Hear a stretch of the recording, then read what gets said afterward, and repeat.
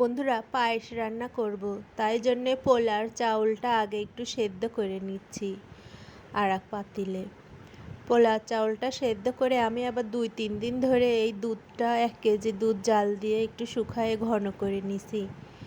এবার ওই সেদ্ধ করা চাউলটা এর মধ্যে দিয়ে দিছি।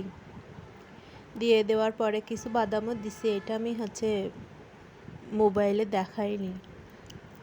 আমার ঘরে 8 বছরের পাটারি ছিল, একদম খাঁটি ফ্রেশ পাটারি দিয়ে দিলাম। পাটারি দিয়ে এবার একটু নাড়তে থাকবো। এখন আমি একটু সাবুদানা দেব, কারণ চাউল একটু কম হয়েছে, মানে একটু ঘন করার জন্য সাবুদানা ছিল, সাবুদানাটা ধুয়ে দিয়ে দিলাম। এবার একটু চিনি দিয়ে দিচ্ছি, কয়েকটা কিশমিশ দিয়ে দিলাম, গরম মশলা, তেজপাতা, বাদাম এর আগেই দিছি, একটু কেওড়া জল দিয়ে দিলাম। সাবুদানাটা দেওয়ার কারণে একটু ঘন হয়ে আসবে। এই সাবুদানা দিয়ে পায়েস, এটা আমি এই প্রথম রান্না করতেছি, এর আগে কখনো করিনি। এখন এই তো রাত্রেবেলা খাওয়ার জন্য লুচি বানাচ্ছি, লুচি আর পায়েস দিয়ে খাবো। তেল দিয়ে আমি লুচি এমনি বেলুন দিয়ে বেলায় করি না, তেল দিয়ে হাত দিয়ে করে নিলেই হয়ে যায়। লুচির আবার অত শেপ লাগে না।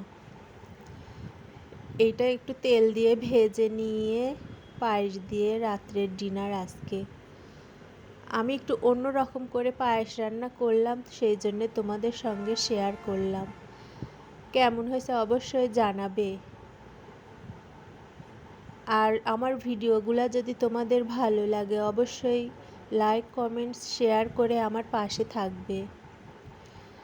আমার যে কোনো ভিডিওতেই যদি তোমাদের কোনো মন্তব্য দেওয়ার দরকার পড়ে, অবশ্যই আমাকে বলবে, তাহলে কোনটা ভালো কোনটা খারাপ আমি সেটা বুঝতে পারবো। তো বন্ধুরা, আজকে এই পর্যন্তই। এখন আমি রাত্রে ডিনার করে ঘুমিয়ে পড়ব।